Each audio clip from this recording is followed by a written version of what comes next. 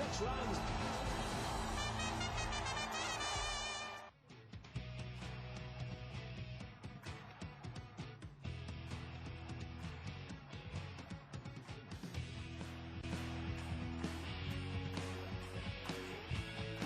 Welcome to Cricket Carnival right here on NewsX. I'm Sanjeev Mukherjee. Joining me at the top of the hour, Shishir Hatangani, former Mumbai Ranji captain and somebody who was awake for a while watching the match last night.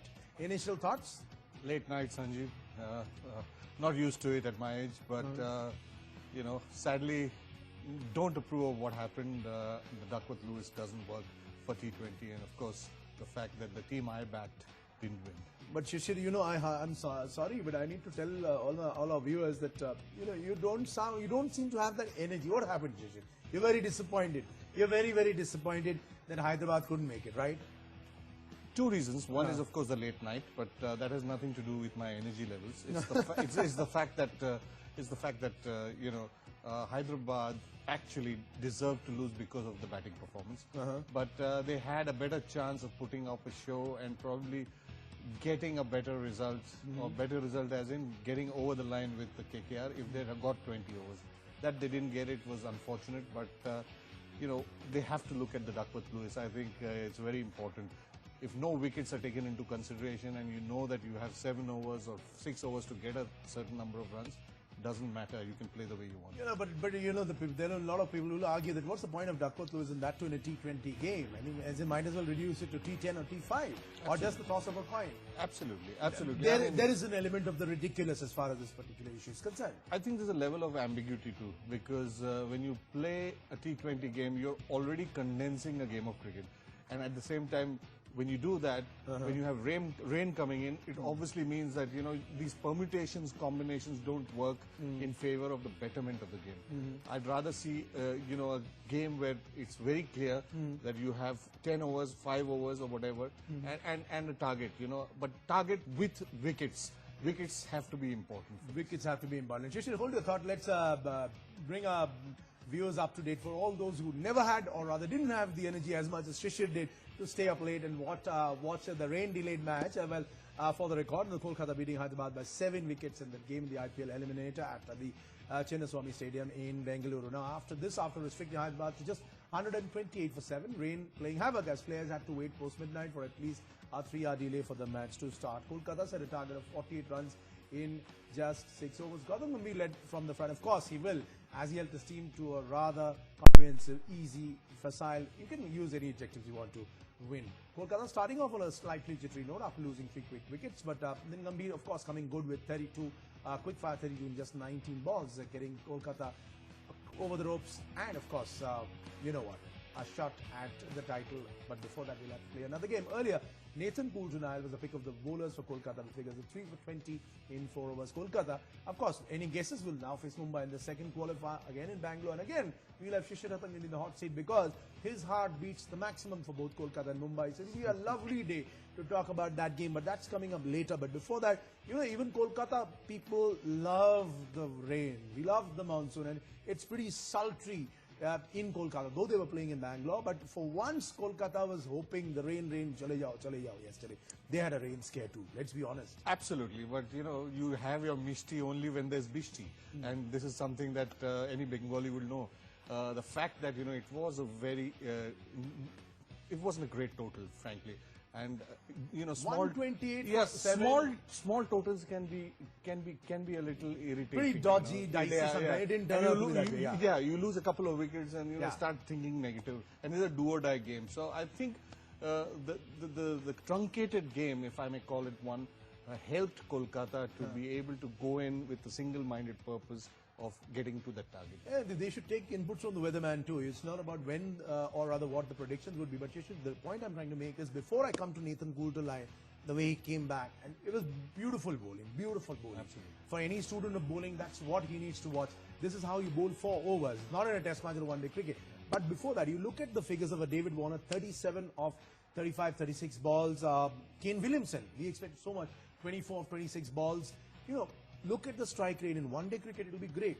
But considering the rate or the tempo at which they get their runs, they never got going. And the key perhaps lay in the fact that because of the conditions which were perhaps conducive to Nathan Coulter-Nile, the ball was stopping on them. How do they counter that? You tell us as a batsman. Well, you got to assess the game differently then. You know, you don't look at a T20 target. And Bangalore, Chinnaswamy hasn't been supportive to batsmen this season. That is why RCB finished the way they did. The fact is that when you see a pitch, you need to assess it quick, and good players do assess it. The fact is they've lost early wickets. They lost Shikhar, and then they lost Warner. Now we talked about Warner never got going. Yeah, really, and we talked about it yesterday. We said if they can capture these two, 2 out of the 3, and the game is done. And that's and exactly what they did. you're in the game. And similarly, if you capture Bhuvi and Rashid Khan, you captured the bowling.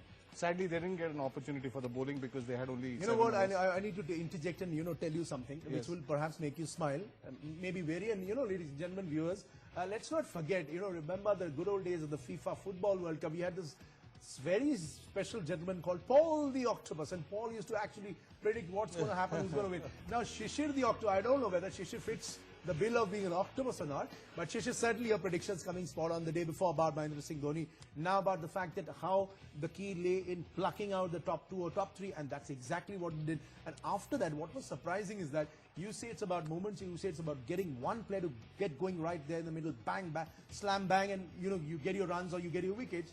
But here, after the top 3 went, Shikhar Dhawan, David Warner, Kane Williamson, absolutely no fight. I think they should have reassessed their target rather than go for a 170, 180. Be happy with 150. What would you have done differently had you been in the dugout last night when you saw Warner not really getting it, not really get going, Dhawan out quickly, Williamson gone? What would you have advised them? I would tell them to reassess their target, and I would have probably pushed up Vijay Shankar because he's been one of the revelations of Sunrisers. He's performed in every game, and he's been one of the success stories of Sunrisers, albeit a little late. So I believe that one would have had to be a little intuitive, but more importantly, to reassess a total. That the rain came in, they had no control over. But it would have been nice to go in with 150 runs, feeling that on this pitch, they can do some damage if they restrict Kolkata in the first 6 overs, and that is something that didn't happen, sadly. It was a 6-over game. Yeah, and the funny thing was that, now we're talking about Sunrise having played badly, but, and when the rain break happened, all the Kolkata Knight Riders team management, staff, players, they were fearful that if the game is going to be washed out, Knight Riders would have been knocked out because they finished 4th in the league. Absolutely. But look at how the tables turned. But coming back, to one who actually helped in turning the tables, Nathan Coulter-Nile. What's the one thing which somebody who's picking up good fast bowling will learn from him? Just the right lengths to bowl in a T20 game. And, a lot of players talk about it, commentators talk about it, experts talk about it. How do these guys do? Do they pick those spots in their mind? It's a lot of practice, and it's a lot of smart cricket thinking, knowing where the batsman is stationed. Sometimes the batsman keeps changing his position to be able to alter the length of the bowler. So as a bowler, you have to have that vision, that's cricket smartness to be able to alter your length too. And I think Coulter-Nile is able to do that. They never got anything on the driving leg. Absolutely. That's very, very great exhibition. It means as a bowler, you are able to assess the pitch better. So you know what lengths to bowl, because the different pitchers encourage the bowler to bowl different lengths, and that is what Coulter-Nile is not only in this game, throughout the tournament. And he was exploring, and it brings back memories of you must have seen it and even read about it. It's a very funny incident years back in Adelaide, Australia playing West Indies, and Curtly Ambrose, what a terrific length he's delivering, and they are literally unplayable delivery. So Dean Jones walks up to him to rile him up and say, look mate, you've got this white wristband, you need to remove it because I can't spot the ball. And possibly that's the reason he said later on in an interview to Channel 9 that to pick his length, because I'm not able to spot the ball. What it ended up doing, he not only took it off, he bowled even more unplayable deliveries. Nothing of that sort happened, but not one batsman being able to pick the length for 20 overs. Does it tell you, what sort of a story does it tell you? Well, it tells you two things. One is, I think Kolkata were very smart in the way they approached bowling on this pitch. And the spinners were brilliant. Absolutely. And the fact that they've got the better of a team in a knockout game will put more pressure on the Mumbai Indians because this is now a home pitch for KKR. It's not going to be a home pitch for Mumbai. And knowing the way the pitch is played consistently throughout this season, KKR will be exactly know how to bowl on this pitch and how to approach.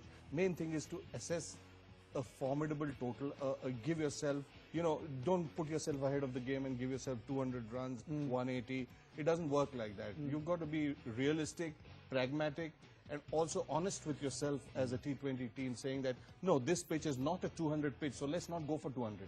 I think if Warner had played through the innings, he would have got that total of about 150, 160, and that would have been good enough. And the Sunrisers Hyderabad fan who would be possibly watching this, if he is at all in the mood to watch this analysis, would still be saying that, hey, look, Shishir and Sanjeev, the fact is that had it carried on raining, Knight Riders would have been out and we would have stayed back there to face Mumbai. But having said that, Knight Riders are through. Not much to talk about the batting effort, 6 overs, 48 runs. What can you really decipher of that? But the one point I would like to bring up, maybe it was a different chase, they had different options, but when you had Sunil Narine and Chris Lynn, of course, maybe we jinxed it by talking about the fact that Narine cannot play short bowling, etc., etc. When we showed the stats last evening, why would you change? You're looking to score 48 of 6 overs. Why would you change your opening suddenly and open with Chris Lynn and Robin Uthappa was not open? Yeah, it's surprising. A very good point made by you, because I would have thought that once you know the target, and let Narine just go after it. Seven runs and over, or in 8 runs and over. So it's not something that is ungettable. Usually in a power play you get 8 runs and over. Yeah, you do. You get more. You get more. So and they are the ones who scored the highest in the power play. No, and to send somebody like Uthappa, who's been your pedigreed batsman at number 3, it just told me one thing, that there was a sense of insecurity in the KKR team. Narine was not going to block around. There's 6 overs, you cannot get all out.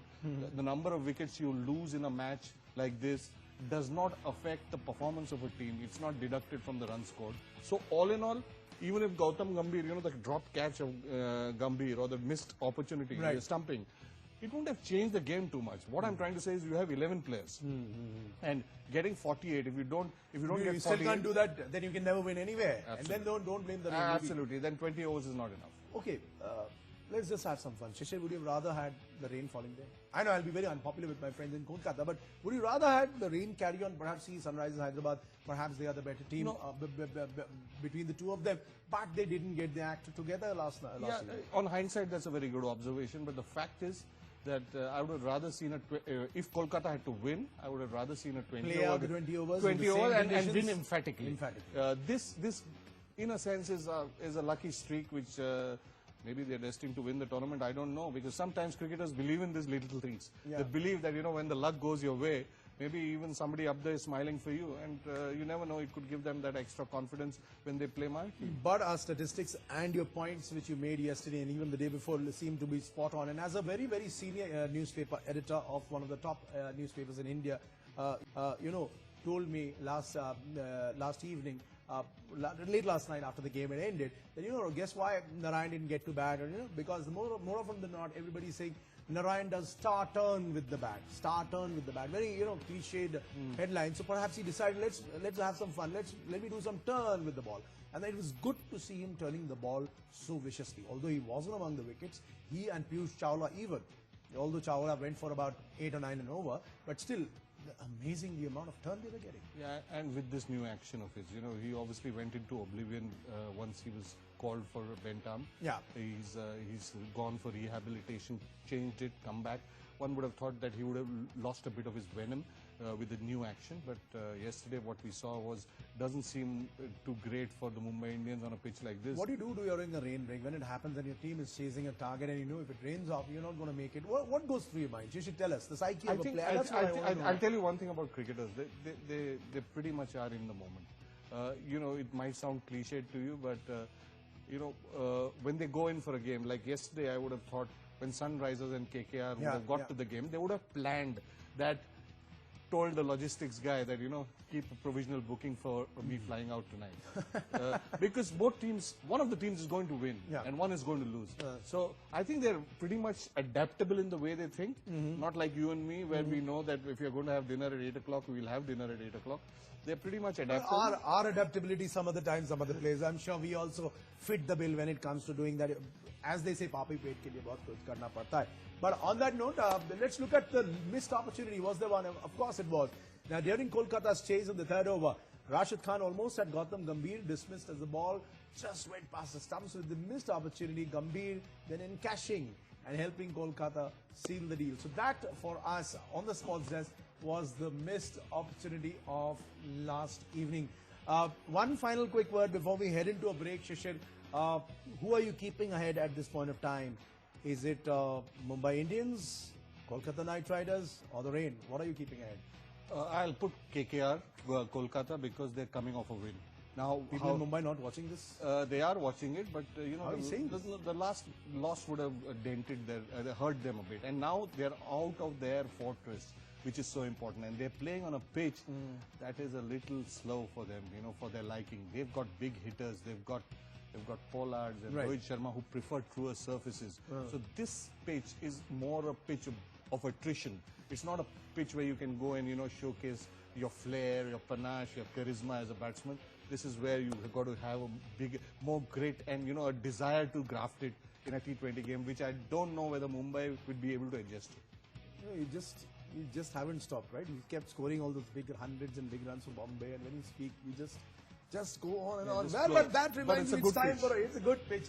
Shishir Asangadi, you know, one thing you cannot blame him for, he never clears the pitch. It's always straight talk, hard talk, and he can bat on any pitch. So on that note, time for a break for me and Shishir here. We'll come back in just a jiffy when we talk about who are the star performers in this particular IPL. Stay right here.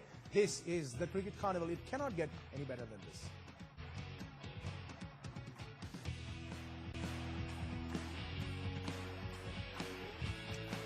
Welcome back. It's time now to look at the top five as far as the batting and bowling is concerned. Pretty staid list, I would say. Let's start off right away at the top. It's a very arithmetic list, I would say. The reason I'll tell you in a bit.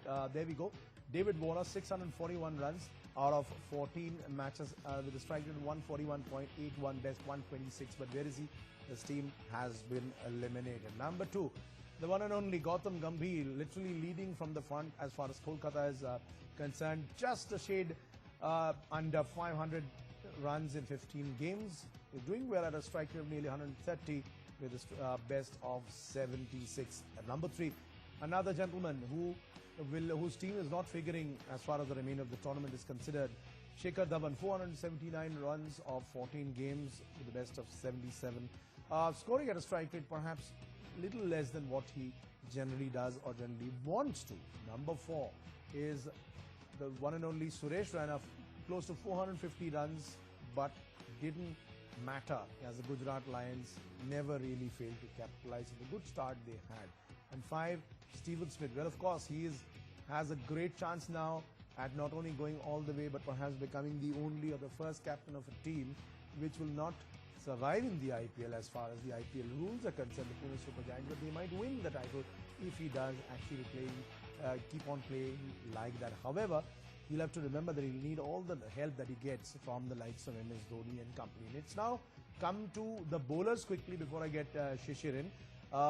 Bhuvneshwar Kumar, again, if you see the top five, and Shishir, I'm sure these will change by the time we approach the finals. You know, look at the top five bowlers. Bhuvneshwar Kumar, you know, one of the reasons Sunrisers Hyderabad did very well, apart from David Warner and Dhawan, at the top was Bhuvneshwar Kumar, 26 wickets. Last year he was the highest wicket taker with 23. Fabulous bowling there, followed by Jaydev Unadkat. Now, Unadkat, what a performance it has been for him. Remember, he never got proper games or regular games to play in his previous two franchisees, but here they have given him, they've unleashed him. He's got 22 of 11. He still has another match to finish, so I'm sure that tally will increase. And who knows, Shishir, he might actually join Bhuvneshwar out there. Number three, Mitchell McLanigan. Well, he's got another game too. At least another game. He's picked up 19 of 14. He's deceptively good in the first power play. Followed by Imran Tahir. Unfortunately, he went back home early on, but he was one of the bulwarks of the Pune Super Giants when it came to decimating or rather skittling through the opposition. And five, last but not the least, Rashid Khan. Very, very good performance. Right. Shishir, we've seen the top five. They're pretty elementary arithmetic. You can say whichever sort of way you like. But what has been for you the standout performance among all these, these 10 names? If I ask you to pick one batsman and one bowler and the reason why, you need to tell us. Warner for sure, as batsman, and I'll tell you why. Look at his strike rate. He's the only one who goes up to about 146 plus. The rest are, pretty modest, 120 to 130. Warner and Raina are the only two players who have gone over 140, which means they're scoring the runs and they're scoring them fast. That means they're taking more chances. So that is a big achievement in T20 cricket. If you look at the bowlers, I'd say Jayadev Unadkat. Though it's 11 games, he's picked up 22 wickets if I'm right.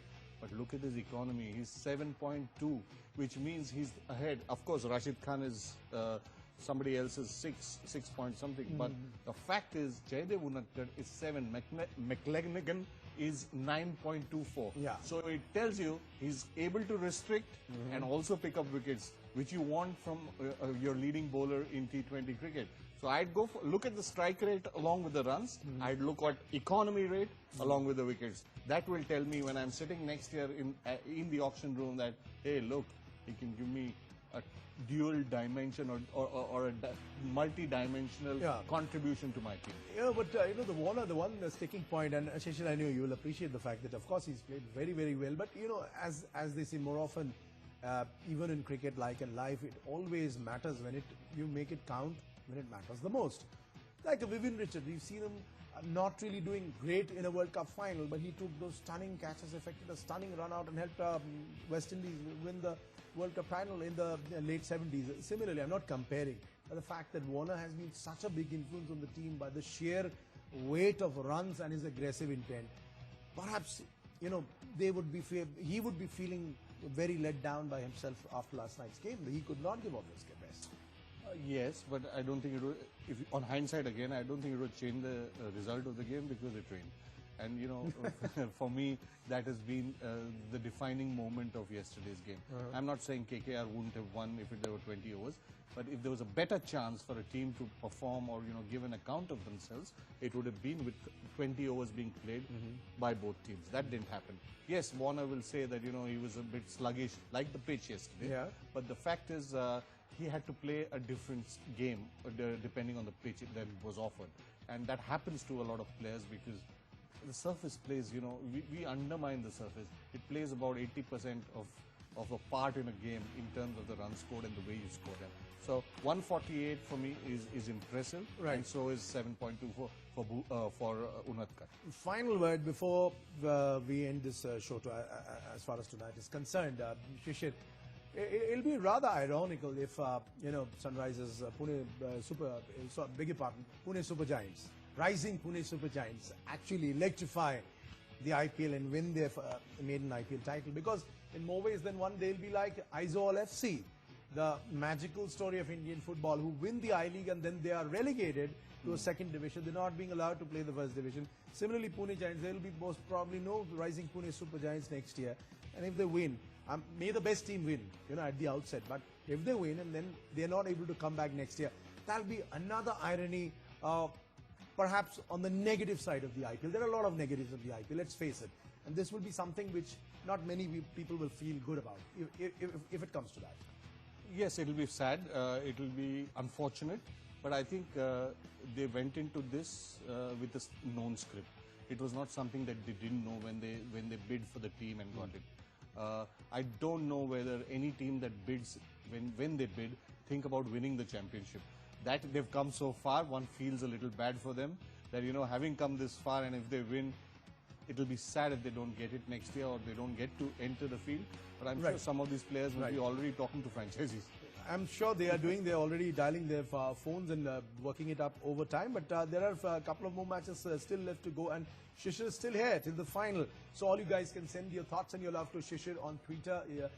You can tweet to him and also tag @NewsX for us to get to know what exactly are your thoughts for Shishir. On that note, Shishir, let me end with another line from Lord Byron when we talk about the rising Pune Super Giants. Tell me not in mournful numbers, life is but an empty dream. Perhaps hope still floats for that particular team. On that note, Shishir, thank you very much. Thanks to all our viewers. Thanks for joining us. We'll be back same time tomorrow. Till then, goodbye. Thanks for watching.